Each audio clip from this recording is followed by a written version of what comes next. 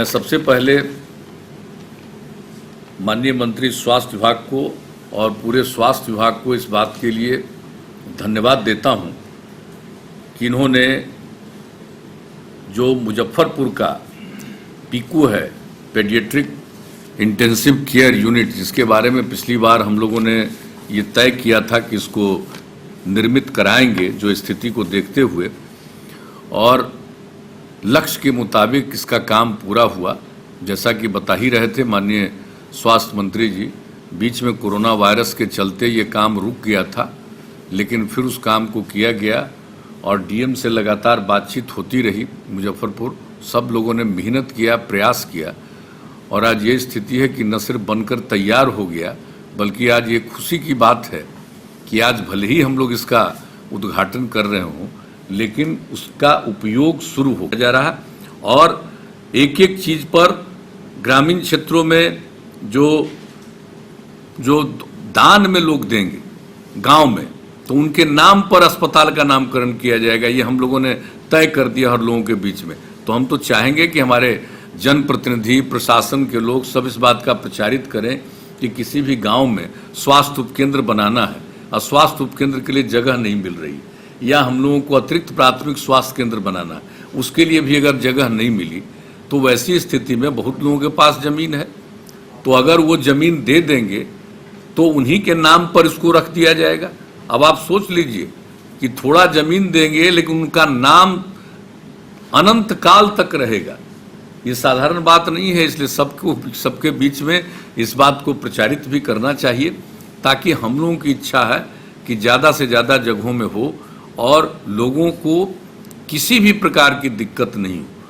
सब आदमी का स्वास्थ्य का ध्यान रखा जाए। और आप लोगों को हम बता दें कि जापानीज इंसेफेलाइटिस और ये सब का जो गया से लेकर के कई जगहों पर, और हम लोगों ने तो तय कर दिया कि जेई का जो टीकाकरण है वो करीब करीब 26 जिलों में पूरा हो चुका है। हम लोगों ने केंद्र सरकार से आग्रह किया है कि उसकी जो दवा आती है टीकाकरण की वो आ जाए, और बाकी 12 जिलों में भी हम लोग इसका टीकाकरण कराना चाहते हैं, क्योंकि कोई नहीं जानता कि कहाँ का आदमी कैसे किस चीज़ से प्रभावित हो जाए। इसलिए इन सब चीज़ों पर हम लोग लगे हुए। और ये मालूम है ना कि पहले क्या स्थिति थी। आमतौर पर जो टीकाकरण पहले होता था, क्या था, 2006 में हम लोगों ने सर्वे किया था, मात्र 18% टीकाकरण था। और अब आप जान लीजिए कि अब स्थिति हो गई कि अब हमारा बिहार में 86% टीकाकरण है, और हम लोगों का लक्ष्य है कि टीकाकरण के मामले में हम लोग देश के टॉप 5 जो 5 राज्य होंगे उसमें हम शामिल रहेंगे। इतना हम लोगों का टीकाकरण के लिए भी है, एक एक चीज़ के लिए के बारे में। लेकिन इसके अलावे हम लोग अतिरिक्त प्राथमिक स्वास्थ्य केंद्र के बारे में भी हम लोग सोच रहे हैं कि चरणबद्ध तरीकों से निर्माण करते हुए हेल्थ एंड वेलनेस सेंटर के रूप में विकसित किया जाएगा। केंद्र सरकार की स्कीम एक है हेल्थ एंड वेलनेस सेंटर, तो उसके लिए कुछ जगहों पर हम लोगों ने लाभ लिया, लेकिन अब हम लोगों ने राज्य सरकार में तय किया कि हम लोगों का जितना भी जो अतिरिक्त प्राथमिक स्वास्थ्य केंद्र है वो सभी जगहों को हम लोग कन्वर्ट कर देंगे उसको हेल्थ एंड वेलनेस सेंटर में। तो कोई काम नहीं हम लोग छोड़ रहे हैं।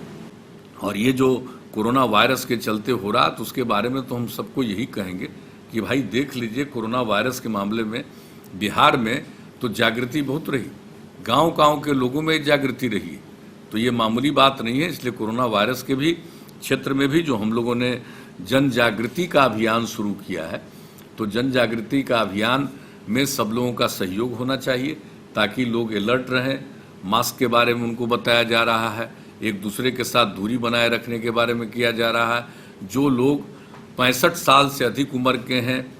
जो गर्भवती महिलाएं हैं, 10 साल तक के उम्र के और उससे कम उम्र के बच्चे बच्चियां हैं, या किसी अन्य प्रकार की बीमारी से ग्रस्त हैं, 4 प्रकार के लोगों को तो बिल्कुल ही ध्यान देना पड़ेगा, उनको अलग थलग रखना जरूर पड़ेगा,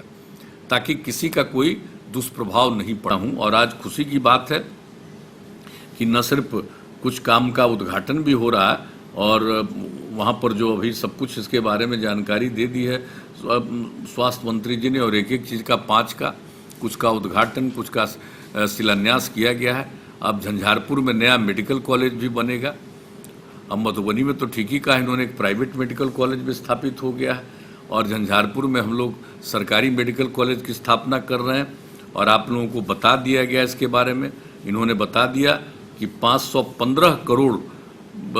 रुपए की लागत उसमें लगेगी और उसका निर्माण किया जा रहा है।